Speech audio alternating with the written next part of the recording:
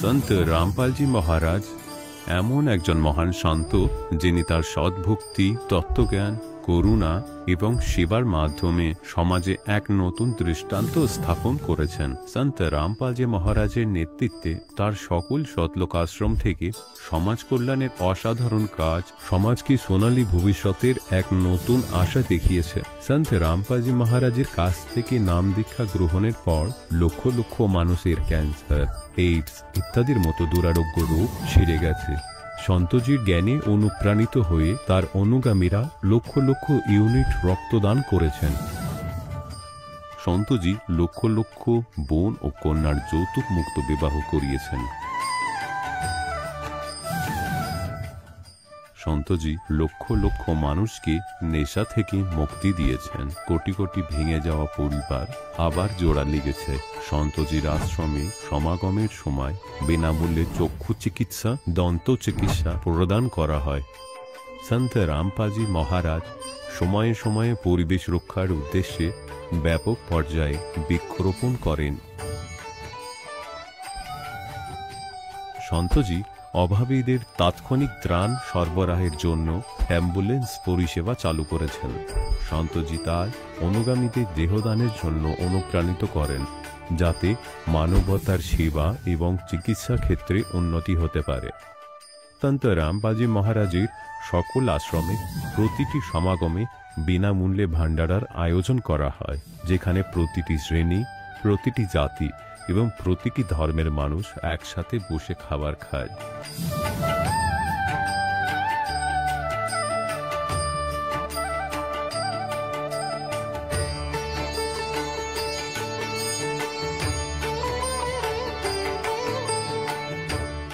সন্ত রামপালজি মহারাজের আশ্রমে হাজার হাজার বয়স্ক মানুষ সম্মান এবং ভালোবাসার সাথে জীবনযাপনের সুযোগ পান। তাদের খাওয়া, থাকা এবং স্বাস্থ্যের সম্পূর্ণ দায়িত্ব সন্ত রামপালজি মহারাজ গ্রহণ করেন। অনাথ শিশুদের জন্য সন্ত রামপালজি মহারাজের সকল আশ্রম কোনো আশীর্বাদের চেয়ে কম নয়। এখানে শিক্ষা, সংস্কৃতি এবং ভবিষ্যতের জন্য উন্নত সুযোগ প্রদান করা হয়। বন্যা হোক, ভূমিকম্প হোক বা মহামারী, সন্ত রামপালজি মহারাজ এবং তার অনুগামীরা সবসময় অসহায় মানুষের জন্য সবার আগে দাঁড়িয়ে থাকেন। কোভিড মহামারীর সময় সন্ত রামপালজি মহারাজের আশ্রম থেকে কোটি কোটি মানুষের জন্য খাবার, ওষুধ এবং জীবন রক্ষাকারী সামগ্রী সরবরাহ করা হয়েছিল। দরিদ্রদের সাহায্য হোক বা কোনো শোষিত ও নিপীড়িত শ্রেণীর অধিকার ও সম্মানের লড়াই, সন্ত রামপালজি মহারাজ সবসময় তাদের কণ্ঠস্বর সরকারের কাছে পৌঁছে দিয়েছেন এবং তাদের যথাযথ ন্যায় বিচার প্রদানে গুরুত্বপূর্ণ ভূমিকা পালন করেছেন। সমাজে আধ্যাত্মিক এবং সামাজিক মূল্যবোধ সম্পর্কে সচেতনতা বৃদ্ধিতে সন্ত রামপালজি মহারাজ প্রতিটি পদক্ষেপে মানবতার সত্যিকারের সেবক হিসাবে প্রমাণিত হয়েছেন। সন্ত রামপালজি মহারাজের জীবন আমাদের শেখায় যে সত্যিকারের সেবা হলো সেই সেবা যা নিঃস্বার্থভাবে করা হয়। আসুন আমরাও সেই মহান সেবার কাজে এই মহান সাধকের সাথে যুক্ত হই এবং সন্ত রামপালজি মহারাজের কাছ থেকে নাম দীক্ষা নিয়ে আমাদের জীবনকে ধন্য করি।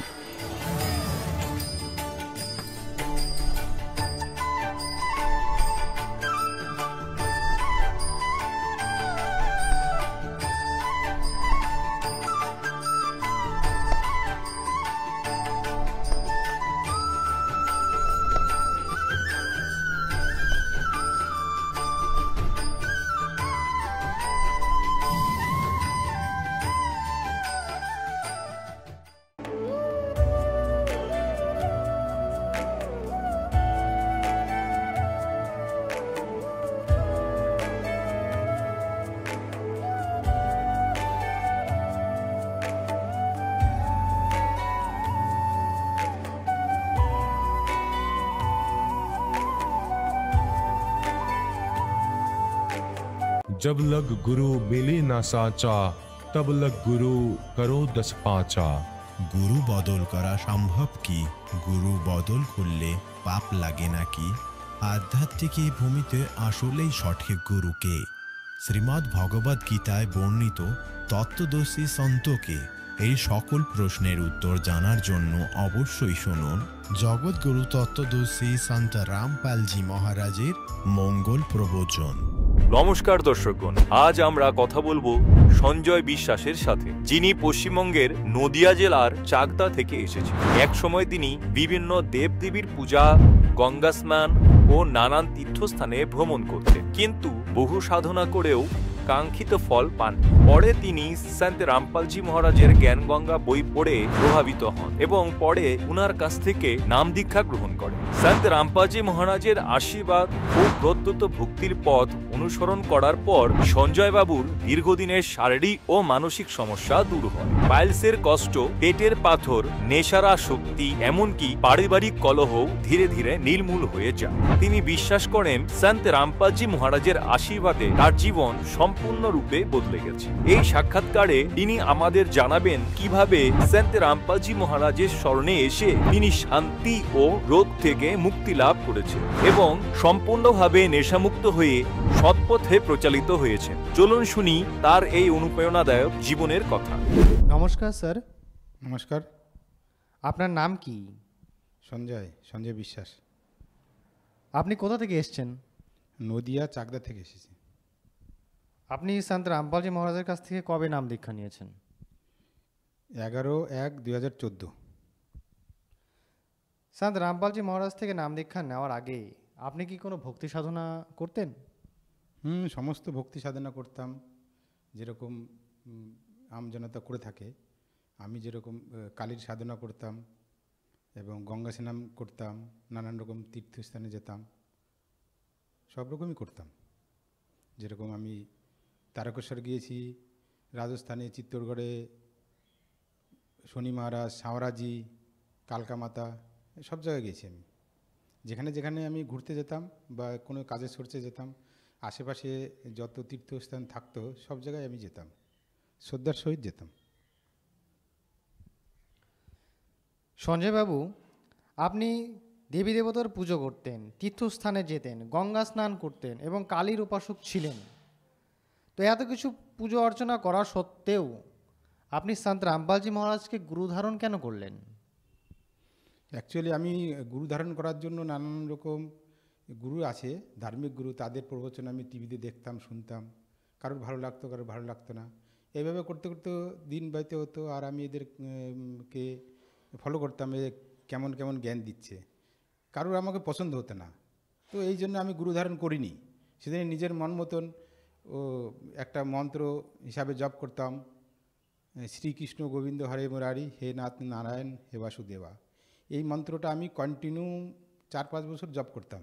ভিতরে ভিতরে আবার কালী পুজো করতাম। আমাদের বাড়িতে বাৎসরিক কালী পুজো হয়, আমি সেখানে অংশগ্রহণ করেছি কম করে 20-22 বছর। এটা করতে করতেও আমার কোনো লাভ তো কী জিনিস সেটা তো আমি বুঝতাম না, কিন্তু আমি এইসব করতে করতেও আমি শারীরিক একটা রোগে গ্রস্ত হয়ে গেলাম। সেটা খুবই দুঃখদায়ক। যেরকম আমার পাইলসের রোগ হলো, পাইলস থেকে প্রচুর পরিমাণে রক্ত পড়তো, দিনে 3-4 বার পায়খানা যেতে হতো, সবসময় মনে হতো পায়খানা লেগে রয়েছে। এবং তার মধ্যে আর একটা রোগ ছিল, সেটা হচ্ছে কুচুকৃমি, যেটা বলে মলদ্বারে সবসময় কন্টিনিউ, ওটা আমাকে কষ্ট দিত। এবং তার জন্য আমি প্রত্যেক দিনেও অ্যালবেন্ডাজোল যে ট্যাবলেট আছে, ওটা প্রায় প্রত্যেক দিনই খেতাম, সপ্তাহে 2, 3, 4 খেতাম। কিন্তু আমার ওটা কোনো সময়ের জন্য আমাকে ওটা নিস্তার পেতাম না। রাত্রে খেতাম, সকালে হয়তো একটু কম থাকতো, পরের দিন থেকে আবার ওটা শুরু হয়ে যেত। ওটার জন্য আমি খুবই কষ্ট পেতাম। তার সঙ্গে বয়সের রোগটা ছিল, রক্ত পড়তো, খুবই দুর্বল হয়ে গেছিলাম মানসিক দিক দিয়ে এবং শারীরিক দিক দিয়ে। এই মতো অবস্থায় আমি জ্ঞানগঙ্গা বই নামে একটা বই পেলাম, যেটা সন্ত রামপালজি মহারাজের লিখিত। এই সন্ত রামপালজি মহারাজ লিখিত বইটা দেখে আমি মনে হলাম, এই জ্ঞানগঙ্গার বই আবার কী বই? তো আমার বন্ধুর বাড়ি এই বইটা পড়েছিল, তা বন্ধুকে বললাম, বন্ধু এই বইটা দিবি আমাকে, একটু পড়বো। তো বন্ধু বললো যে নিয়ে যা। আমি তো নিয়েছি, এটা 10 টাকা দিয়ে চাকদাতে বিক্রি হচ্ছিলো, তো আমি তো সেরকম একটা পড়িনি, তুই পড়। আমি পড়ে 1 সপ্তাহ পড়ার পরে ওখানে একটা ভক্তের অনুভূতি পড়লাম, যেটা আমার রোগের সাথে একদম কম্পেয়ার করছে। আমার যে রোগটা হয়েছে, যে কষ্টগুলো, ওই সন্ত রামপালজি মহারাজের কাছ থেকে দীক্ষা নিয়ে লাভ পাওয়ার সেই অনুভূতিটা ওর মধ্যে লেখা রয়েছে। সেই লেখাটা পড়ে আমার মনের মধ্যে একটা বিশ্বাস তৈরি হলো, তাহলে ওনার যদি এই লাভ হতে পারে ভক্তিতে, আর উনি বলছেন আমি নিঃশুল্কে নাম দীক্ষা নিয়েছি, তাহলে মনে মনে ভাবনা হলো তাহলে নিঃশুল্ক নাম দীক্ষা আবার এত বড় লাভ, তাহলে আমি মনে করলাম তাহলে আমারও হয়তো হবে, তাহলে যাই একবার গিয়ে দেখি। কিন্তু ওখানে একটা সমস্যা ছিল, ওখানে দীক্ষা নিতে গেলে ওখানে উপরে জ্ঞানগঙ্গা বইতে লেখা আছে কিছু বিধিনিষেধ, যার মধ্যে নেশা, সেটা আমার নেশাটার জন্য আমি মানে খুবই চিন্তিত ছিলাম। তবুও সন্ত রামপালজি মহারাজকে তো আমি চিনি না, কিন্তু ওই ফটোতে দেখেই আমি মনে মনে প্রার্থনা করলাম, গুরুজি আমার এই নেশাটা আপনি ছাড়িয়ে দিন, আমি দীক্ষা নিতে চাই। তো আমি বাড়িতে থাকাকালীন ওই নেশাটা মোটামুটি আমার চলে গেল কি আমার নেশার প্রতি সকালে যেরকম সিগারেট না খেলে আমার পায়খানা হতো না, যখনই আমার মানে পায়খানা লাগতো আমার সিগারেট খেতেই লাগতো, সিগারেট না খেলে কোনো রকম পায়খানা হতো না। সেই কারণের জন্য আমি নেশাটা ছাড়তে রাজি ছিলাম না। তবু মালিক সন্ত রামপালজি মহারাজকে মনে মনে প্রার্থনা করে আমি ওই সিগারেট খাওয়াটা বন্ধ দিলাম। সিগারেট খাওয়াটা বন্ধ দিলে আমি 2-3 দিন একটু কষ্ট হলো, কষ্ট হওয়ার পরে ওই পায়খানার সমস্যাটা মোটামুটি একটু সলভ হলো। সলভ হওয়ার পরে মনে একটা বিশ্বাস লাগলো, তো আমি তুরন্ত টিকিট করলাম। টিকিট করে দিল্লি হরিয়ানাতে বড়বালায় সন্ত রামপালজি মহারাজের আশ্রম ছিল, ওখানে চলে গেলাম ডাইরেক্ট। ওখানে গিয়েই আমি কিছু তো জানি না, ওখান থেকে বললো এটা মাছ মাংস খাওয়া যাবে না, এরকম নানান রকম কিছু বললো। তখন তো আমার মাথায় কিছু ঢোকেনি, আমার মাথায় এটাই ঢোকেছে আমার এই অর্শ রোগটা আছে আর রক্ত পড়ছে, এইটা আমাকে সারাতে হবে। এই সারানোর জন্য হয়তো সন্ত রামপালজি মহারাজকে আমার গুরু ধারণ করতে হবে। সেই ভেবে আমি গুরু ধারণ করলাম। গুরু ধারণ করে ওনার দর্শন পেলাম, ওনার আশীর্বাদ পেলাম, দর্শন এবং আশীর্বাদ পেয়ে আমি বাড়ি চলে আসলাম। স্যার, আমরা আপনার কাছে একটি কথা জানতে চাই। যেরকম আপনি আগে অনেক দেবদেবীর পুজো করতেন, তীর্থস্থানে যেতেন, গঙ্গা স্নান করতেন এবং অনেক রকমভাবে কালী পুজো এবং অন্যান্য দেবদেবতার পুজোও করতেন, কিন্তু আপনার যে বাঞ্ছনীয় একটা লাভ ছিল সেটা কিন্তু আপনি পাননি। তো সন্ত রামপালজি মহারাজের কাছ থেকে কি আপনি আপনার সেই বাঞ্ছনীয় লাভটি আপনি পেলেন? উনি কি আপনাকে সেই লাভটি দিতে পারলো? হ্যাঁ, আমি সন্ত রামপালজি মহারাজের কাছ থেকে দীক্ষা নেওয়ার পরে বাড়ি যখন চলে আসলাম, বাড়ি আসার পরে বাড়িতে জানালাম যে আমি আর মাছ মাংস খাবো না, এই নেশা ফেশা করবো না। তো বাড়ির থেকে একটা নানান রকম বিরোধাভাস তৈরি হলো। বিরোধাভাস তৈরি হলে মনের মধ্যে একটা অন্যরকম একটা ধারণা তৈরি হলো, কিন্তু আমি ভক্তিটা ছাড়লাম না। ভক্তিটা যথারীতি করতে থাকলাম। করতে থাকার ফলে গুরুজির কাছে, সন্ত রামপালজি মহারাজের কাছ থেকে প্রার্থনা করতে থাকতাম মনে মনে, গুরুজি আমার এই রোগটা সারিয়ে দেন। রোগটা সারিয়ে দিলে আমি আমার ওয়াইফকে বলতে পারবো, দেখো সন্ত রামপালজি মহারাজের স্মরণে আসার পরে আমার এই রোগটা সেরেছে। তো এইভাবে করতে করতে কিছু দিনের মধ্যে রোগটা আমার নির্মূল হয়ে গেল। তখন আমি খুশিতে পাগল হয়ে গেলাম। তো আমি সবার আগে আমার দাদাকে বললাম যে দাদা, আমার দাদা রাজস্থানে থাকে, দাদা দেখ আমার রোগটা সেরে গেছে। আমি এই রোগের কারণেই আমি ওনার স্মরণে গেছি। সন্ত রামপালজি মহারাজকে আমি জানিও না, চিনিও না, শুধু ওনার ওই লাভের কথা শুনেই আমি ওনার কাছ থেকে দীক্ষা নিয়েছি। তো আমি আমার মতন ভক্তি চালিয়ে যেতাম। কিন্তু আমার একটা অসুবিধে ছিল, আর্থিক অসুবিধা। আমি একটা কোম্পানির সাথে যুক্ত ছিলাম, সেই কোম্পানিটা হঠাৎ করে বন্ধ হয়ে গেল। বন্ধ হয়ে যাওয়ার পরে আমার আর্থিক স্থিতি একটু ব্যাকগ্রাউন্ডে যাওয়া শুরু করলো। তখন আমি গুরুজিকে প্রার্থনা করলাম, গুরুজি আমার এই পরিস্থিতিতে যদি আমার এই অসুবিধাগুলো সম্মুখীন হয়, তাহলে আমার বাড়িতে খুব বিরোধ করবে। মালিক আমাকে দয়া করো, আমার এই অসুবিধার জন্য সামনে না আসে। তো ধীরে ধীরে না জানি গুরুজির কী কৃপা, কীভাবে গুরুজির যে আমাদের গ্রামে যত দিনাদায়ক ছিল অটোমেটিক সেগুলো ধীরে ধীরে ধীরে ধীরে আমার পকেটে পয়সা আসতে থাকলো। ডাক্তারি আমি করতাম, আমি একটা ডাক্তার, কোয়াক ডাক্তার, ডাক্তারি করতাম। ডাক্তারিতে মোটামুটি এরকম পয়সা আসতো যেটা আমি ওই দিনাদায়কগুলো দিতে পারবো না। কিন্তু সন্ত রামপালজি মহারাজের কৃপা কীভাবে কী হতো আমি তো বুঝতে পারতাম না।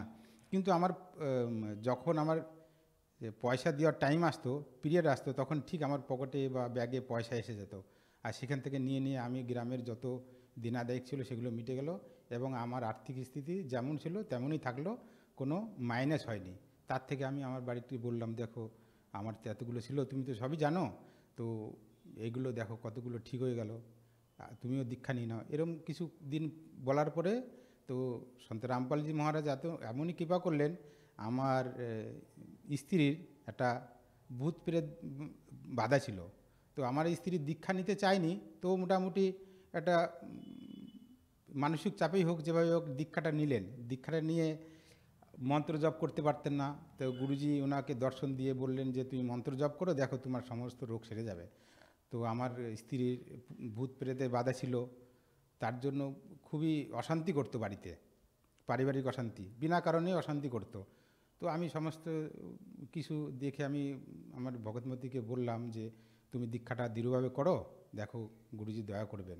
সেই গুরুজি দয়া করতে করতে ধীরে ধীরে ধীরে ধীরে আমার পারিবারিক অশান্তি, ভূত প্রেতের বাধা উনি যেটা বলতেন সেটা এখন আর নেই, এখন পুরোপুরি শান্তিতে আছি। একটা বড় রোগ হয়েছিল আমার, কিছুদিন যত পেটে খুবই ব্যথা হতো। ব্যথা হওয়ার কারণে আমি হাসপাতালে ভর্তি হলাম, নার্সিংহোমে ভর্তি হওয়ার পরে সেখান থেকে সোনোগ্রাফি করে বলে তোমার পেটে ইনফেকশান আছে আর পাথরের কোনো সমস্যা আছে। তখন আমি বললাম ঠিক আছে, যা আছে আমাকে ছুটি দিয়ে দাও।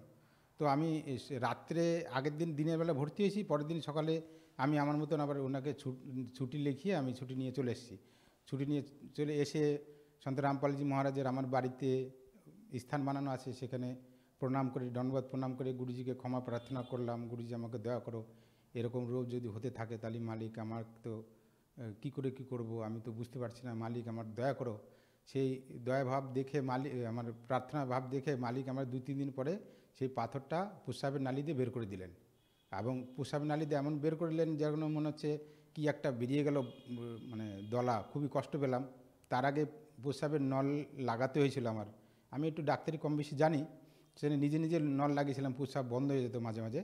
তো পাথরটা বেরিয়ে যাওয়ার পরে প্রস্রাবের কোনো আর সমস্যা হলো না, না ব্যথা ছিল, না কোনো সমস্যা ছিল। এই একটা লাভ হয়েছে। তার মধ্যে কিছুদিন আগে আর একটা লাভ হয়েছে, ওরকম সেম প্রবলেম। আগে তো বাদিক হয়েছিল, এবার হয়েছিল ডান দিকে। তার জন্য আমি আবার হসপিটালে গেলাম, হসপিটালে গিয়ে বললো যে তোমার সোনোগ্রাফি করতে হবে, ইওজি করতে হবে। তো ইওজি করতে হবে, আমি মনে করলাম আমি ভগবানের স্মরণে আসি, সন্ত রামপালজি মহারাজ আমার তত্ত্বদর্শী সন্ত, তাহলে আমি অন্য ডাক্তারের কাছে কেন যাব। ওনার কাছ থেকে ফির চলে আসলাম, নিয়ে এসে গুরুজির কাছে প্রার্থনা করলাম। গুরুজির কাছে প্রার্থনা করে বললাম মালিক আমাকে দয়া করো। গুরুজি চরণামৃত দেওয়া জল খেলাম সকাল সন্ধ্যে 2-3 দিন খাওয়ার পরে সেই ব্যথা আর সেই পাথর আবার বেরোলো, ব্যথাটা আবার ঠিক হয়ে গেল। আগেতে ছিল বাঁ দিকে, এবার হলো ডান দিকে, পুরোপুরি একদম ঠিক হয়ে গেল। আমি যন্ত্রণায় কাতর হয়ে থাকতাম সবসময়, 3-4 দিন খুবই কষ্ট পেয়েছি। কষ্ট পাওয়ার পরে মালিকের নাম আর ভক্তিতে ওটা আমার অটোমেটিক ঠিক হয়ে গেছে, এখন পুরো সুস্থ আমি। আচ্ছা স্যার, আমরা একটা কথা জানতে চাই যে সন্ত রামপালজি মহারাজের যে অনুযায়ীরা আছে তারা কোনো রকম নেশা করে না, নেশা করা তো দূর, নেশা হাত দিয়ে ছুঁয়েও দেখে না। তো এইটা কেন, কিসের জন্য একটু বলবেন? কারণ ভারত সরকার এখন নেশামুক্ত কেন্দ্র গড়ে তুলেও কিন্তু সেরকম সুফল কিন্তু করতে পারছে না। কিন্তু আরেক দিকে দেখতে গেলে দেখা যায় যে সন্ত রামপালজি মহারাজের অনুযায়ীরা একের পর এক নেশামুক্ত হতে থাকছে। এটা মানে সন্ত রামপালজি মহারাজ ভক্তিতে এমন কি জড়িবুটি দিচ্ছে যে তাদের রোগমুক্ত হয়ে যাচ্ছে, নেশামুক্ত হয়ে যাচ্ছে? একটু খুলে বলুন তো। সন্ত রামপালজি মহারাজের মন্ত্রতে ওনার আশীর্বাদে এমনই শক্তি আছে যে নেশার করার যে কুবুদ্ধি, নেশা করার যে অভ্যাস, সেটা অটোমেটিকই চলে যায়। আমি অনেক সন্ত রামপালজি মহারাজ থেকে দীক্ষা নেওয়া অনেক ভক্তদের সাথে আলোচনা করেছি, যারা ভয়ঙ্কর ভয়ঙ্কর নেশা করতো, এমনকি নেশা করে পড়ে থাকতো পর্যন্ত রাস্তাঘাটে, নালিতে গলিতে, তারা পর্যন্ত বলেছে না আমি দীক্ষা নেওয়ার পরে পুরো নেশা ছেড়ে দিয়েছি এবং নেশা আমার ভিতরে কোনো এরকম প্রবৃত্তি জাগৃত করে না যাতে আমার আবার নেশা করতে হয়। নেশার যেই ঝোঁকটা আসে সারাদিনে একবার নেশা না করলে, সেটা আমার আসে না। সেরকম অনেক ভক্তের সাথে আমি মুখোমুখি হয়েছি, তারা বলেছে, তাদের অনেককে আমি চিনি, আমাদের বাড়ির আশেপাশেও তারাও আছে যারা কি নেশা করতো এবং নেশা থেকে পুরো মুক্ত হয়ে গেছে। এবার সন্ত রামপালজি মহারাজের নামে, ভক্তিতে, আশীর্বাদে সেই পাওয়ার আছে, সেই জন্য এই নেশাটা অটোমেটিক চলে যাচ্ছে। এবং এটা সমস্ত ভক্তরাই যারা দীক্ষা নিয়ে আছে তারা কেউ নেশা করে না।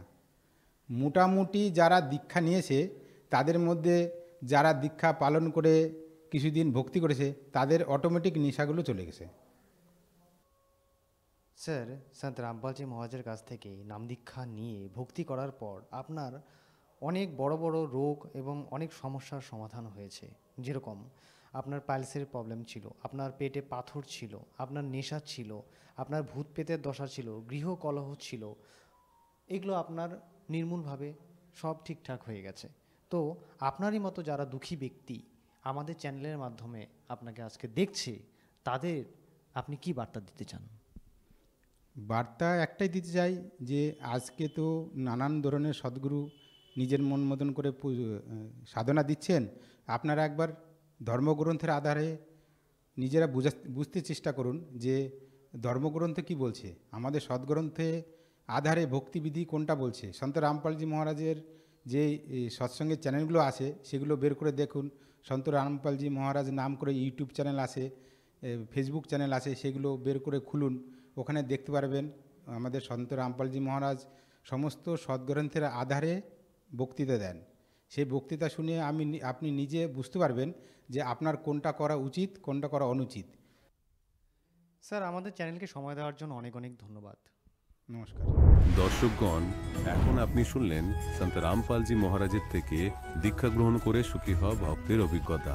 এখন দেখুন জগৎগুরু তত্ত্বদর্শী সন্ত রামপালজি মহারাজের মঙ্গল প্রবচন।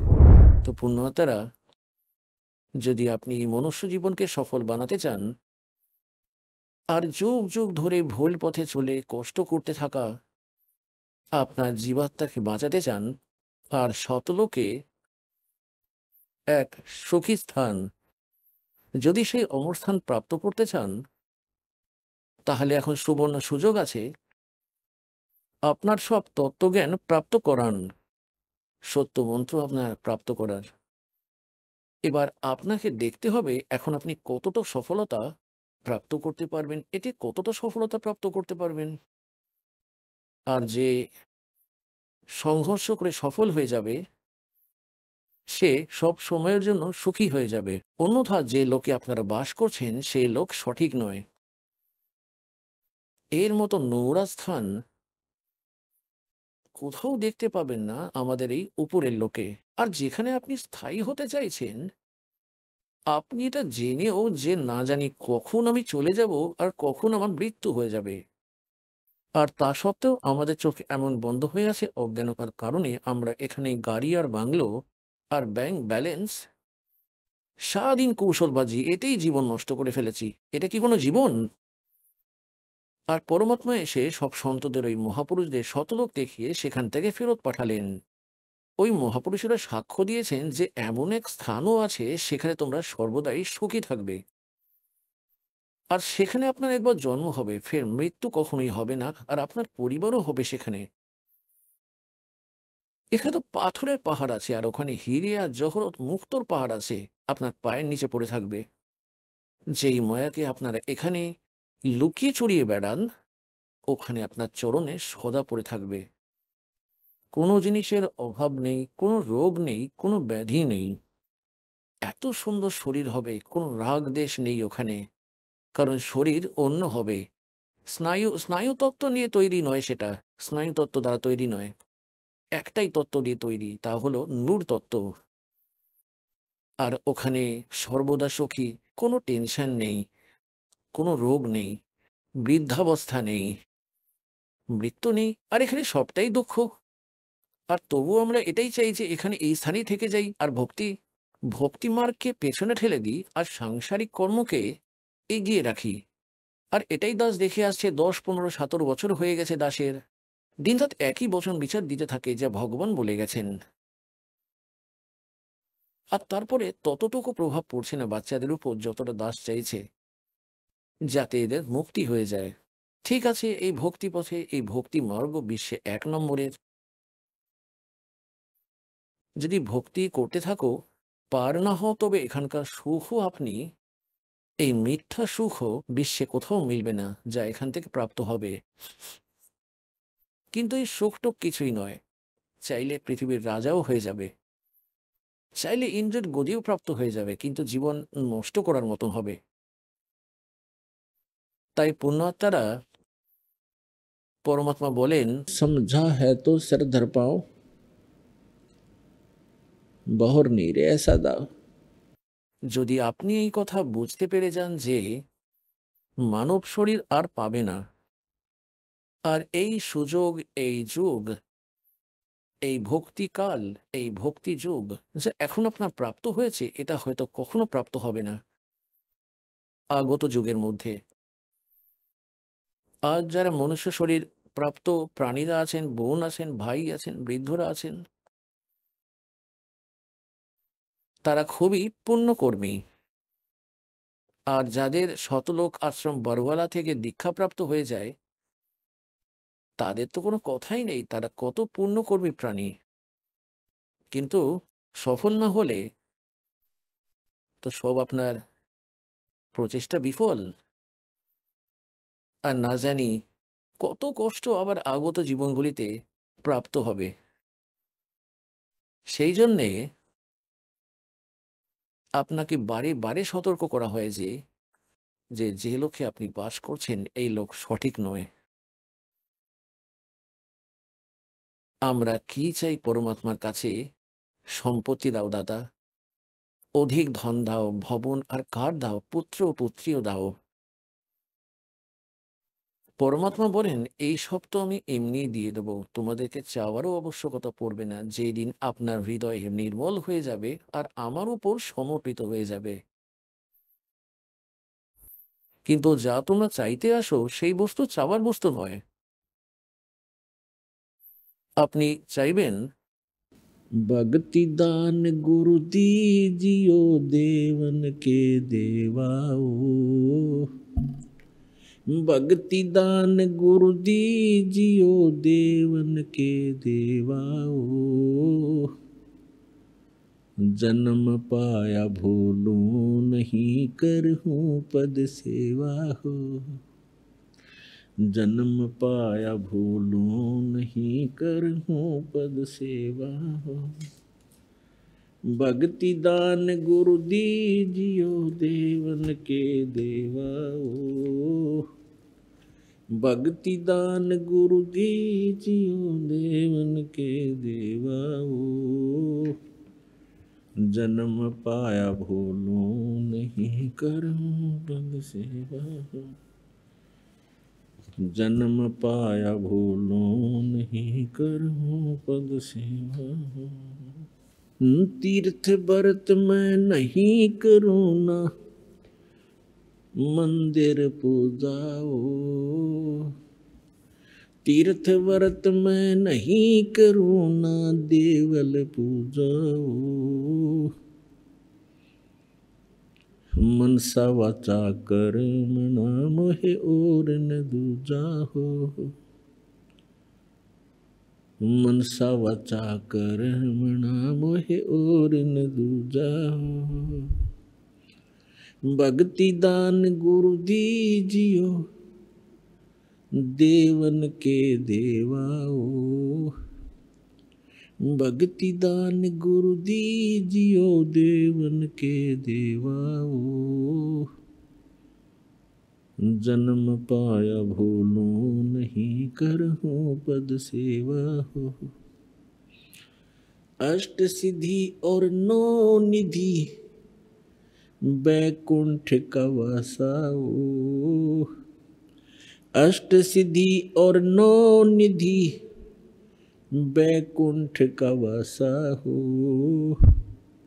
सो मैं तुमसे न मांगता सब थोथरी आशा हो, सो मैं तुमसे न मांग हूँ सब थोथरी आशा हो, भक्ति दान गुरु दीजियो देवन के देवा हो, भक्ति दान गुरु दीजियो देवन के देवाओ, जन्म पाया भूलूं नहीं करहूं पद सेवा हो, सुख संपत्ति परिवार धन और सुंदर नारी हो, सुख संपत्ति परिवार धन और सुंदर नारी हो, स्वप्न में इच्छा नहीं करूं गुरु आन तुम्हारी हो, स्वप्न में इच्छा नहीं करूं गुरु आन तुम्हारी हो, भक्ति दान गुरु दीजियो देवन के देवाओ, भक्ति दान गुरु दीजियो देवन के देवाओ, जन्म पाया भूलो नहीं करहूँ पद सेवा हो, जन्म पाया भूलो नहीं करहूँ पद सेवा हो। धर्मदास की विनती समर्थ चत दीजो हो, धर्मदास की विनती समर्थ चत दीजो हो, आवागमन निवार के अपना कर लीजो हो, आवागमन निवार के अपना कर लीजो हो। भक्ति दान गुरु दीजियो देवन के देवाओ, जन्म पाया भूलो नहीं करहूँ पद सेवा हो, जन्म पाया भूलो नहीं करहूँ पद सेवा हो। উনি বলছেন যে শ্রদ্ধেয় ধর্মদাস সাহেবজি পরমাত্মার সঙ্গে পরিচিত হলেন, সচখণ্ড শতলোক দেখে উনি ফিরে এলেন, সেখানকার সুখ দেখে তারপর এখানকার সুখের সঙ্গে পরিচিত হয়ে তিনি বলেছিলেন যে যে যেই সাধনা আপনি আমাদের বলেছেন পরমেশ্বর, এটা সত্য সাধনা। প্রথমে ধর্মদাসজি হিন্দু ধর্মের মধ্যেই জন্ম হওয়ার কারণে আমাদের মতোই এই ভ্রমিত গুরুদের মতে মন্দিরে মন্দিরে যাওয়া, তীর্থে যাওয়া, ব্রত রাখা, এই সকল ক্রিয়াগুলি করছিলেন। তারপর তত্ত্ব জ্ঞানের প্রকাশে জানা গেল যে এগুলি ইউজলেস, উপাসনা এগুলি। তাই তারপরে বলছেন যে तीर्थ व्रत में नहीं करूं और न मंदिर पूजा हो और मनसा वाचा कर्म ना मोय और न दूजा हो। হে পরমাত্মা, আপনার অতিরিক্ত, আপনার নির্দেশিত ভক্তি মার্গের অতিরিক্ত মনসা বাচা কর্ম না অর্থাৎ 3 বচনের দ্বারাও আমি কখনো অন্য সাধনা করব না। তারপর বলছেন अष्ट सिद्धि और नौ निधि और बैकुंठ का वासा हो, তিও দাতা, আমি কখনোই তা চাইব না। কারণ স্বর্গে চলে যাওয়া প্রাণীও তাদের পুণ্য নষ্ট করে পুনরায় পৃথিবীতে ফিরে আসেন কষ্ট ভোগ করার জন্য, নিজের পাপ কর্মের কষ্ট ভোগ করতে।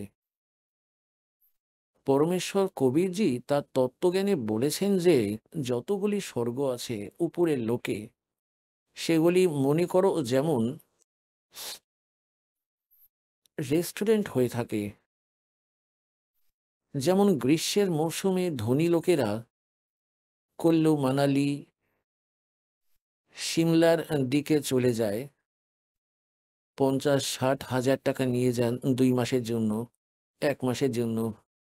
ওখানে হোটেলে রুম বুক করিয়ে ফেলে ভাড়াতে। সবকিছুই তাদের পকেট থেকেই খরচ হচ্ছে। ওখানে ওনাদের ফিল্ড নেই, তারা সেখানে ইনকাম করতে পারবে না, কেবল টাকা খরচাই করতে পারবে। আর বসে বসে তাদের পুঁজি তারা প্রয়োগ করতে পারবে, সেটা খরচ করতেও পারবে। আর ওখানের যে ওই আবহাওয়ার কিছু কিছু সময়ের জন্য আনন্দ নিতে পারবে নিজের পুঁজি থেকে। আর যখন তাদের পুঁজি ফসকে যায়, শেষ হয়ে যায়, তারা নিজেরাই সেখান থেকে চলে আসতে বাধ্য হয়ে যান। আর নিজেদের কর্মক্ষেত্রে এসে আবার সারা বছর 10-11 মাস আবার প্রচেষ্টাশীল থাকতে হয়। অর্থ বাঁচলে তো সেই অকার্য করতে সেখানে যেতে পারবে পুনরায় ওখানে সিমলায় আগামী মাসে, আর না বাঁচলে রুজি রুটির সমস্যাও হতে পারে। তো গেল সেই সুবিধাটাও। তাই একই প্রকারে পরমাত্মা বলেছেন যে আপনারা যে ধর্মকাজ করেন এবং এই অন্যান্য সাধনাগুলি করেন অন্য দেবতাদের, তারা কেবল আপনাকে স্বর্গপ্রাপ্তিটুকু করিয়ে দেবেন, আর আপনি স্বর্গে আপনার পুণ্যবলি যেভাবে সিমলা ও কুল্লু মানালিতে গিয়ে রেস্টুরেন্টে নিজেদের ভৌতিক ধন নাশ করেন, আর ওখানে আধ্যাত্মিক ধনও নাশ হয়। আর ওখানকার হোটেলের মালিক যে দেব আছেন, উনি আপনার থেকে চার্জিং নেন আপনার পুণ্য থেকেই, এবং ওখানকার ভাড়া নেন, তবেই আপনাকে ওখানকার সুবিধাগুলো উপলব্ধ করিয়ে দেন। এবং নিজেদের পুঁজি, নিজেদের পুণ্য নষ্ট করে, সমাপ্ত করে প্রাণী পুনরায় এই পৃথিবী লোকে গাধা, কুকুর, শূকরের জনিতে ঘুরতে থাকে। তো এখানে কি বলা হয়েছে যে अष्टसिद्धि और नौ निधि बैकुंठ का वासा हो, स्वर्गे निवासो আমার চাই না, सो मैं तुमसे न मांग हूं, सब थोथरी आशा हो। এই সব বৃথা আশা, ইউজলেস এইগুলো, এটা স্থায়ী সুখ নয়। তাই বলার অর্থ হলো পরমাত্মা বলেন, सर्व सोने की लंका थी वो रावण से रणधीरम, एक पलक में राज बिराजी जम के पड़े जंजीरम। सर्व सोने की लंका थी, रावण से रणधीरम, एक पलक में রাজ বিরাজি ফের জমকে পড়ে জঞ্জিরম। দেখবেন আমাদের যদি কারো কাছে 200 গ্রাম গোল্ড চলে আসে, ফুলে ফেপে উঠবে, 6 জায়গা লুকাবে। আর না জানি কি ভাববে সেটাকে নিয়ে, এই করব সেই করব। পরমাত্মা বলেন, তে সর্বসৈন্য কি লঙ্কা থি আর ও রাবণ সে रणधीरम, एक पलक में राज विराजी और फिर जम के पड़े जंजीरम। मन तो सुख के सागर बसरे भाई और ने ऐसा यसरे। আপনার তো মাত্র 200 গ্রাম সোনা হয়ে গেলেই, তাও খুবই মুশকিলেই পাওয়া যাবে কারোর কাছে। বাস সে ভাবতে থাকলো কি আহামরি পেয়ে গেলাম আমি, একটা বাড়ি হলে ভালো, একটা কার হলে ভালো, কেউ ফ্যাক্টরি বানিয়ে নিল। তো পুণ্যাত্মারা এই এই ভুলটাই হয়ে আসছে আমাদের। এই সংসার থেকে পিছু হটতে হবে আপনাকে, পরমাত্মার জ্ঞানের উপর ভিত্তি করেই বাঁচতে হবে আপনাকে, তবেই আপনি সফল হতে পারবেন। আপনাকে এখানেও সুখ মিলবে, এখানে যে সুখ সেটাও আপনাকে তখনই ভগবান দেবেন যেই সময় আপনি ওই মালিকের উপর সমর্পিত হবেন। কে মনসা বাচা কর্মণা আমি ওর না দুর্জা, আমাকে মন কর্ম বলছেন পরমাত্মা, আপনার জ্ঞান ও আপনার ভক্তির, আর ওই পরমাত্মা আপনার অতিরিক্ত কোনো কিছুর দিকে তাকাবো না। তারপর দেখবেন রোজ উন্নতি দেখবেন আপনার ঘরে, সর্বসুখ দেবেন, কালের থেকে রক্ষা করবেন, জঞ্জাল থেকে বাঁচাবেন এবং অকাল মৃত্যু থেকেও রক্ষা করবেন। এবার আমরা পুণ্যাত্মারা জ্ঞান তো শুনেনি এবং ভক্তদের হওয়ার লাভের কথাও আমরা শুনে থাকি, তবুও আমাদের লাভ কিন্তু মেলে না। তার কারণটা কি? এর উপরেও আপনাদের বিশেষ বিবেচনা করতে হবে, তবেই আপনি ভক্তিপথে চলতে পারবেন। এর অনেক কারণ থাকতে পারে, যেমন এক ভক্ত দীক্ষা নিল আর তৎক্ষণাৎ স্বস্তি পেয়ে গেল সে, আর দ্বিতীয় এক ভক্ত দীক্ষা নিল সেই দিনে, কিন্তু 6 মাস হয়ে গেল সে তখনও স্বস্তি পেল না। তো পুণ্যাত্মারা স্বস্তি তো পাবে সেও। এখন যেমন একটি হাসপাতালে 2 জন রোগী চলে গেল, একজনের রোগ অত গভীর ছিল না, তাই তার একটাই ইঞ্জেকশনে স্বস্তি মিলে গেল, এবং দ্বিতীয় জনের রোগ বেশি গভীর, তাই তার একটু সময় লাগবে, 6 মাসও লাগতে পারে, আবার 1 বছরও লেগে যেতে পারে। আর কোনো উপায়ই নেই, আর কোনো ট্রিটমেন্টই নেই, আর কোনো ঔষধও নেই, তাই সেটাকেই সম্পূর্ণ করুন। তাই এইটা দেখুন না যে অতকাল ছুটি পেয়ে গেল আর আমি এখানেই শুয়ে রয়েছি। তাই ডাক্তার কোনো বালক নয়, অজ্ঞানী নয়। একই প্রকারে এটা কেউ ভাববে যে যুগ যুগ ধরে কষ্ট, যুগ যুগ ধরে পাপ আমরা সংগ্রহ করে বেড়াচ্ছি, এখনো পর্যন্ত এর সুষ্ঠু উপচার করার জন্য কেউ মেলেনি। এখন পরমাত্মা সেই সব ঔষধ সহজলভ্য করিয়ে রেখেছেন। এতে একটু ধৈর্যের দরকার। তারপর পরমাত্মা বলছেন, ধীরে ধীরে রে মনা, ধীরে সব কুছ হোয়ে, মালি সিঁচে সো ঘड़ा, ঋতু আয়ে ফল ওয়ে। এখনো পর্যন্ত যে সাধনা পৃথিবীতে যারা করছেন, 21 ব্রহ্মাণ্ডে করছেন, তাদের ভক্তি শাস্ত্র অনুকূল নয়। পূর্বজন্মের শুভ সংস্কার থেকে তাদের কেউ লাভবান হচ্ছেন, সেটা তাদের পূর্বের ব্যাটারির চার্জ ছিল, সেখান থেকে তারা লাভবান হচ্ছেন। ভবিষ্যতের ভক্তি কর্ম তাদের প্রাপ্ত হচ্ছে না। তাই এখন আপনারা এই যথার্থ ভক্তি পথের চারা বুনেছেন আমের। আর প্রথমে আমরা বাবলা গাছ বুনেছিলাম, তাই আজ আম গাছের চারা পুঁতেছি। তো চারা বোনার পর তার সেচ কার্য করতে হয়, সেটার সুরক্ষাও করতে হয়, আর সেটাকে একটু বেশি সময় দিতে হয়। আমরা জানি যে এটা আমের চারা, এখন চারা আছে, বড় হবে, বড় গাছ হবে, আর গাছে পরিণত হলে তারপর দেখবেন কেমন ফলে পরিপূর্ণ হয়ে যাবে। তাই এই প্রকারে এই শতনামরূপী আমের যে গাছ আপনারা পুঁতেছেন, চারা গাছ, এটাকে পূর্ণ গাছ হতে দিন, তাড়াহুড়ো করবেন না। তারপর দেখবেন পরমাত্মা বলেন, ধীরে ধীরে রে মনা, ধীরে সব কুছ হো, আর মালি সিঁচে সো ঘड़ा। মালি মানে বুদ্ধিমান ব্যক্তি, যে ওই প্রসেস দ্বারা পরিচিত। কয়েকশো ঘোড়াও জল ঢালতে থাকে সে প্রতিদিন, আর 2-4 বছরের মধ্যে ওই গাছে কয়েকশো ঘোড়া জল ঢেলে ফেলে দেয়, আর ফল তবুও ধরছে না সেই গাছে।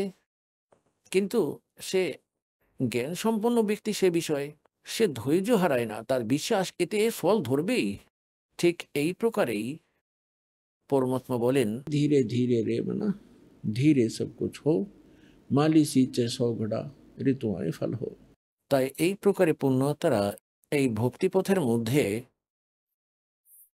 সবার প্রথমে জ্ঞান সম্পূর্ণ হবে। পরমাত্মা বলেন যে জ্ঞান সম্পূর্ণ হুয়া नहीं, अर्धा नहीं छिदाए, और देखा देखी भक्ति का रंग नहीं ठहरावे। যতক্ষণ জ্ঞান সম্পূর্ণ হবে না, আর আপনি কেবল এই কারণেই এখানে আসেন যে দেখুন অমুক ভক্ত সে কত লাভ পেয়েছে, আর আপনিও পেয়ে গেলেন লাভ আসতেই।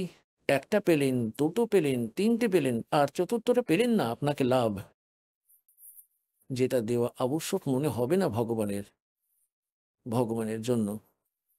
তাই যার জ্ঞান সম্পূর্ণ নেই, তো তার চতুর্থবারে লাভ না হওয়ার দরুন তারা বিমুখ হয়ে যাবেন, এবং আর তো কোথাও পাওয়ার কথাই নয় এখানে ছাড়া, আর শেষ হয়ে যায় সেই ব্যক্তি। তার জন্য পরমাত্মা বলেন যে জ্ঞান সম্পূর্ণ হুয়া नहीं, अर्धा नहीं छिदाए।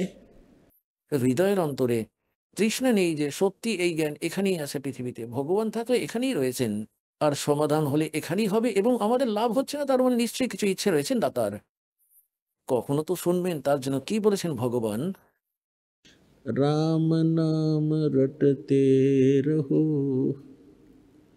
राम नाम रटते रहो, जब तक घट में प्राण, कभू तो दीन दयाल के हे भनक पड़ेगी कान। তার জন্য উপায় বলে দিয়েছেন যে যে ভক্তি দিয়েছি এটাই করতে থাকবে তোমরা, আর কখনো তো দীন দয়ালের কানে দাগ পৌঁছাবে, কখনো শুনবেন গরিবদের কথা, অবশ্যই শুনবেন। তাই এই দৃষ্টিকোণ দিয়েই এই পথকে সফল করতে হবে। আর তাছাড়া পরমাত্মার কাছে কোনো কিছুই লুকিয়ে নেই, সবই জানেন তিনি তার সন্তানের কোন বস্তুর আবশ্যকতা রয়েছে, আর কোনটা কখন দিতে হবে আর না দিতে হবে। তাই আমাদের কেবল একটা জেদ নিয়ে থাকা ঠিক নয় যে এই কাজ হলে তো ঠিক আছে, আর না হলে ভগবান নেই। পরমাত্মা যেমন ডাক্তারের অপারেশন থিয়েটারে আসার পর রোগীর কথা চলে না, আর ওখানে যদি রোগী তার মর্জি চালায়, ডাক্তারের ট্রিটমেন্টে ডিস্টারবেন্স করে থাকে, তাহলে সেটা সফলতা পায় না। তাই আপনি যেদিন দীক্ষা পেয়ে যান, আপনি প্রবেশ করে ফেলেন এই জনম এবং মরণের রোগ কাটানোর হাসপাতালে। আর তারপর কাজ পরমাত্মা, তিনি কিভাবে আপনাকে কোন লাভটা দেবেন, কিভাবে কিছু ছোটখাটো কষ্টও দিতে হয়, যেমন ইঞ্জেকশন দেবেন ডাক্তার, তখনও কষ্ট হয়, সেটা কষ্টও নয়, ওটা ট্রিটমেন্টেরই একটা অংশ। ঠিক এই প্রকার ছোটখাটো যদি কোনো কষ্ট এসেও থাকে, পরমাত্মার ট্রিটমেন্টেরই অংশ বুঝে নিতে হবে আপনাকে। এখন কি বলছেন? मन तो सुख के सागर बस रे भाई और न ऐसा यस रे। যে হে পূর্ণ আত্মা, ওই সুখ সাগরে নিবাস প্রাপ্ত করো, ওখানেই বাস করো। সুখ সাগর কাকে বলা হয়? शंखों लहर मेहर की उपज कर नहीं जा कोई, दास गरीब अचल अविनाशी सुख का सागर सोई। शंखों लहर मेहर की उपज, वहां कहर नहीं जा कोई। ওই শতলোকের ভিতরে অসংখ্য ঢেউ দয়ার ওঠে। এখন যেমন কখনো কখনো যখন একান্তে বসে আছো, মন ভগবানের চরণে লাগিয়েছো, এক এমন ঢেউ ওঠে ভেতর থেকে, যেন সারা বিশ্বকে আপন বলে মনে হয়, কাউকে শত্রু বলে মনে হয় না। সে যতই কষ্ট দিয়ে থাকুক না আমাদেরকে, সবাই আপন মনে হতে লাগে। তো সেই সময় ওটা দয়ার ঢেউ ছিল, যা সবার উপর দয়ার সৃষ্টি হলো। আর কিছুক্ষণ পর সেটা চলে যায় ওই ঢেউ, তারপর ওই একই জঞ্জাল ভরে যায়, ওই একই রকম করছে, সে ওই রকমই করছে, ওখানে ক্ষতি হয়ে গেল, ওখানে লাভ হয়ে গেল, অমুক করব অমুক করব, ওই ক্রূরতার ঢেউ শুরু হয়ে গেল আবার। তাই পরমাত্মা প্রিয় হংস গরিবদাস সাহেবজি বলছেন যে আমি শতলোকে গেলাম কবির ভগবানের সাথে, আর পরমেশ্বর কবিরজি তারপর আমাকে শতলোক সচখণ্ড সুখসাগর দেখিয়ে ফেরত পাঠালেন, ওখানকার মহিমা শোনাচ্ছেন। ওখানে বলছেন যে শঙ্খোं लहर मेहर की उपज और कहर नहीं जा कोई, और दास गरीब अचल अविनाशी সুখ কা সাগর সই। অচল কখনো বিনাশে আসে না, অবিনাশী সর্বদা চিরন্তন শাশ্বত স্থান হলো সেইটি, আর সেখানে কোনো নির্দয়তা নেই জীবের মধ্যে। তাই পরমাত্মা গরিবদাস সাহেবজি বলছেন যে কে মন তু সুখ কে সাগর বসরে ওর না এসা ইয়সরে। এখন এখানকার ভুয়ো মহিমাকে আপনারা সেই খ্যাতি বলেই মনে করেন, যেমন কেউ ভালো ধার্মিক বা কোনো রাজনেতা হলেন, তিনি কোনো বর্গ বিশেষের জন্য কিছু ভালো কাজ করলেন, ভালো কথা, খুব ভালো কথা। রাজনেতাদের ধর্ম, নেতাদের কাজ পরোপকার করা ভালো কথা। আর তারা ভক্তি সঠিক করতে পারেননি, কিন্তু তাদের স্ট্যাচু বানিয়ে দেওয়া হয়, তাদের স্মৃতিতে স্মারক বানিয়ে দেওয়া হয়, তার উপর তাদের মূর্তি রেখে দেওয়া হলো, বছরের পর বছর তার উপর মালা ফুলও চড়ানো হলো, আর তাদের খুব আদর সৎকারও করা হলো। তাদের খুব বড় যশ চলছে তখন, মহিমা। তাই পরমাত্মা বলেন যে সদ্ভক্তি করে না, সে প্রধানমন্ত্রী হোক অথবা সে রাষ্ট্রপতি হোক বা পুরো পৃথিবীর, আগামী জন্মে সে মনুষ্যের জীবন প্রাপ্ত করবে না, পশু জনিতে সে চলে যায়, বা পাখির জনি পেয়ে থাকে, অন্যান্য প্রাণীর জনিও প্রাপ্ত করে থাকে। আর এখানে তো তার মূর্তির মহিমাও হচ্ছে, তার উপর ধূপ দ্বীপ লাগানো হচ্ছে, মালা পরানো হচ্ছে 1 বছর পর পর। আর সে কে জানে কাকে সে সেই মূর্তি তার নিজের মূর্তির ওপরেই বিট করে বেড়ায়। তার এটা কি ছাই যশ? এই জন্যই বলছেন, মন তো সুখ কে সাগর বসরে ভাই ওর না এসা ইয়াসরে। এর বরাবর কোনো যশ নেই, কোনো মহিমা নেই। তো তুই এখান থেকে টিকি ছাড়িয়ে নে, শতলোকে চল, ওখানে সর্বদা সুখী থাকবে। ওর নে এসা ইয়াসরে। सर्व सोने की लंका होती रावण से रणधीरम एक पलक में राज राजीव जम के पड़े जंजीरम मन तू सुख के सागर बस रे भाई और न ऐसा यस रे मन तू सुख के सागर बस रे भाई और न ऐसा यस रे। এখন আপনি শুনলেন সন্ত রামপালজি মহারাজের মঙ্গল প্রবচন। আসুন এখন শুনি সন্ত রামপালজি মহারাজের থেকে নাম দীক্ষা গ্রহণ করে এবং সদ্ভক্তি করে আশ্চর্যজনক লাভ অর্জনকারী অনুগামীদের অভিজ্ঞতা। নমস্কার দর্শক বৃন্দ, আজ আমরা শুনব স্বপ্না চক্রবর্তীর অনুপ্রেরণামূলক অভিজ্ঞতা, যিনি সন্ত রামপালজি মহারাজের কাছ থেকে নাম দীক্ষা গ্রহণ করে এক নতুন জীবনের সন্ধান পেয়েছেন। দীর্ঘদিন ধরে তিনি শিব, কালী সহ বহু দেব দেবীর উপাসনা করতেন এবং নানা তীর্থস্থানেও গিয়েছেন, কিন্তু তবুও শারীরিক ও মানসিক কষ্ট থেকে মুক্তি পাননি। তবে ফেসবুকের মাধ্যমে সন্ত রামপালজি মহারাজের জ্ঞান গঙ্গা বইয়ের সাথে পরিচিত হয়ে এবং সরাসরি ওনার সৎসঙ্গে অংশগ্রহণ করে স্বপ্না দেবী এক অভূতপূর্ব পরিবর্তন অনুভব করে। তার বহু বছরের জটিল রোগ, যার জন্য লক্ষ লক্ষ টাকা খরচ করেও তিনি সুস্থ হতে পারেননি, তা সন্ত রামপালজি মহারাজের কৃপায় নিরাময় হয়েছে। আজ তিনি সম্পূর্ণ সুস্থ এবং আনন্দিত। তিনি সকলকে আহ্বান জানাচ্ছেন, আপনারাও যদি সত্যিকারের সুখ ও শান্তি চান, তবে সন্ত রামপালজি মহারাজের সৎসঙ্গ শুনুন এবং গ্রহণ করুন এবং তার দেখানো পথে চলুন। নমস্কার। নমস্কার, আপনার নাম কি? স্বপ্না চক্রবর্তী। আপনি কোথা থেকে এসেছেন? আমি কলকাতা থেকে। সন্ত রামপালজি মহারাজের কাছ থেকে নাম দীক্ষা আপনি কবে নিয়েছেন? আমি 2020-তে নিয়েছি। স্বপ্না দেবী, সন্ত রামপালজি মহারাজের কাছ থেকে নাম দীক্ষা নেওয়ার আগে আপনি কি কি ভক্তি সাধনা করতেন? আমি শিবের ভক্তি করতাম, শিবের প্রত্যেক সোমবার উপোস করতাম, ফুল তুলে নিয়ে আসা, সমস্ত সোমবার করে ব্রত রাখা, কালীর উপবাস করতাম, কালী ঠাকুরের ফুল তুলে নিয়ে আসা, সমস্ত পুজো করা করতাম, অনেক দেবদেবীদের ভক্তি করতাম। গঙ্গা স্নান করেছি, গঙ্গা স্নান করে পুজোও দিয়েছি, মাথা ঠেকিয়েছি। অনেক আমাদের ওখানে শীতলা ঠাকুরের যে শীতলার হতো, গণ্ডি হতো, ওখানে আমি প্রত্যেকটা বছরে আমি উপোস করে গণ্ডি কেটেছি, সমস্ত কিছু করেছি, সবই করা হয়ে গেছে আমার।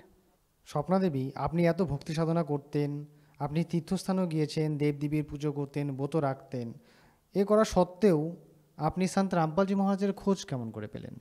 আমি সন্ত রামপালজি মহারাজের খোঁজ পেলাম ফেসবুকে। আমার একটা দাদার সাথে আলাপ হয়েছিল, তো ওনার থ্রু থেকে আমি প্রত্যেক এতে সৎসঙ্গ পাঠাতো, সমস্ত কিছু পাঠানোর পরেও আমি বিশ্বাস করিনি।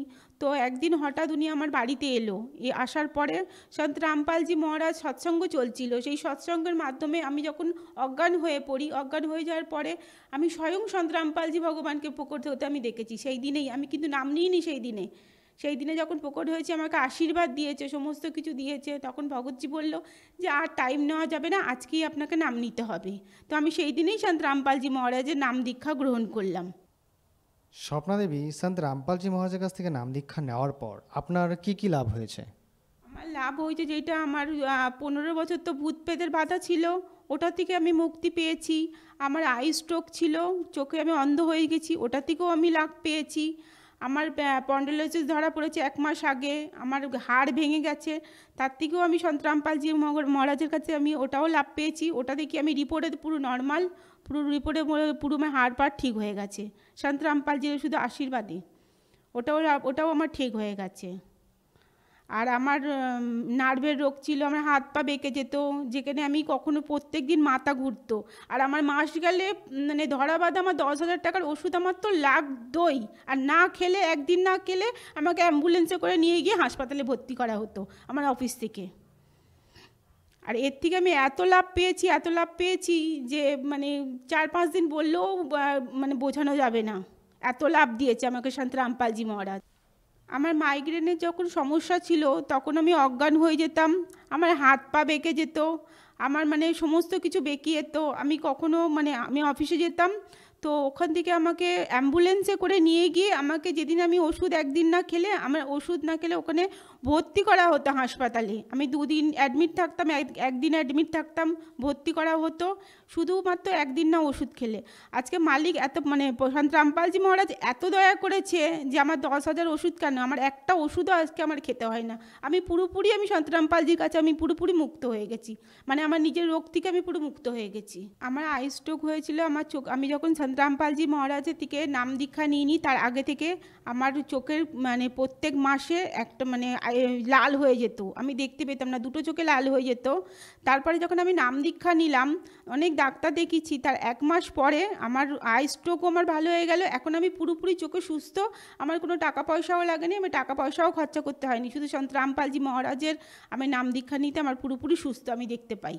সন্ত রামপালজি মহারাজের শরণে এসে আমি সদ্ভক্তি করে আমি সমস্ত কিছু আমি লাভ পেয়েছি। ওনার আশীর্বাদে আমার সমস্ত রোগ দূর হয়ে গেছে এবং আমি খুব মানে হ্যাপিতে আছি। স্বপ্নাদেবী, আপনি এত ডাক্তার দেখিয়েছেন আপনার এই রোগগুলির জন্য, কিন্তু কোনো ফল পাইনি, কিন্তু সন্ত রামপালজি মহারাজের শরণে আসার পর আপনি সম্পূর্ণ লাভ পেয়েছেন। এটা কি করে সম্ভব যে একজন সন্ত এই সাংঘাতিক যে রোগগুলো আছে সেগুলো থেকে নির্মূল করে দেয়? কিভাবে সম্ভব? এটা সম্ভব যে সন্তরাম, আগে তো আমি কোনো সন্ত খুঁজছিলাম যে আসল সন্ত পাইনি, আজকে আমি আসল সন্ত পেয়েছি, যার কারণে যে সম্ভব হয়েছে যে আমি তার নাম দীক্ষা নেওয়ার পর আমি এত লাভ পেয়েছি যে আমার 8 লাখ টাকাও পর্যন্ত খরচা হয়েছে, সেটাও পর্যন্ত আমার সম্ভব হয়নি। আজকে আমি যে সন্ত রামপালজি শরণে এসে আমি নাম দীক্ষা নিয়ে সদ্ভক্তি করে আমি এত লাভ পেয়েছি। স্বপ্নাদেবী, আমরা দেখতে পেয়েছি এবং জানতে পেরেছি যে বড় বড় ডাক্তাররাও এই সমস্ত রোগের নির্মূল চিকিৎসা করতে পারেনি, কিন্তু সন্ত রামপালজি মহারাজের কাছ থেকে যারা নাম দীক্ষা নিয়ে ভক্তি করছে তাদের লাইলাজ বিমারি, যেগুলো বিমারি ঠিক হয় না, যেগুলো রোগ ঠিক হতে পারে না, সেই বিমারিগুলো ঠিক হয়ে গেছে। সন্ত রামপালজি মহারাজ আপনাদের ভক্তিতে এমন কি দিচ্ছে যে এত ভয়ঙ্কর বিমারি ঠিক হয়ে যাচ্ছে? সন্ত রামপালজি মহারাজের থেকে নাম দীক্ষা নিয়ে সৎ ভক্তি করে, সৎ সাধনা করে নাম দীক্ষা নেওয়ার পর সমস্ত কিছু লাভ পাওয়া যায়। সন্ত রামপালজি মহারাজ আমাদের দেখিয়েছে, বেদের মধ্যে প্রমাণ আছে যে পরমাত্মা নিজের সাধককে সদ্ভক্তি দিয়ে 100 বছরের পর্যন্ত আয়ু পর্যন্ত আমাদের বাড়িয়ে দিতে পারে, সেটাও পর্যন্ত সম্ভব। মৃত্যুর মুখ থেকে যে যমরাজের কাছে চলে যায় তার মুখ থেকেও ছাড়িয়ে নিয়ে আসাও সম্ভব পরমাত্মার। উনি এত পাওয়ারফুল বা শক্তিশালী পরমাত্মা। সন্ত রামপালজি মহারাজ থেকে নাম দীক্ষা নিয়ে আপনার অনেক বড় বড় রোগের নিরাময় হয়েছে। তো আজকে সমাজে যারা রোগী হয়ে আছে এবং আপনারই মতো দুঃখী হয়ে আছে, তাদের আপনি কি বলতে চান? তাদেরকে একটা কথাই আমি বলতে চাই যে সন্ত রামপালজি মহারাজ যে আমি যে এত লাভ পেয়েছি, আমি এত সুখী আছি, এত আমি শান্তিতে আছি, সমস্ত কিছু থেকে লাভ ওঠাতে চাই, সন্ত রামপালজি মহারাজের কাছ থেকে নাম দীক্ষা নিন, আপনারাও লাভ ওঠান। ওনার সৎসঙ্গ, ওনার যে জ্ঞানগঙ্গা বই আছে, জীবনের পথ আছে, আপনারা খুলে পড়ুন, আপনারাও বিচার করুন, আপনারাও বিচার করে সন্ত রামপালজি মহারাজের কাছ থেকে নাম দীক্ষা গ্রহণ করুন। সন্ত রামপালজি মহারাজ থেকে নাম দীক্ষা নিতে গেলে কি করতে হবে? সন্ত রামপালজি মহারাজের সতনা চালেনে একটা 7:30 থেকে 8:30 একটা প্রোগ্রাম হয়, ওই প্রোগ্রামের নিচে একটা নাম্বার দেওয়া আছে, ওখান থেকে আপনার নাম্বার নিয়ে আপনারা নাম দীক্ষার জন্য কল করতে পারেন। স্বপ্নাদেবী, আপনার অনুভব আমাদের চ্যানেলকে বলার জন্য অসংখ্য ধন্যবাদ। ধন্যবাদ।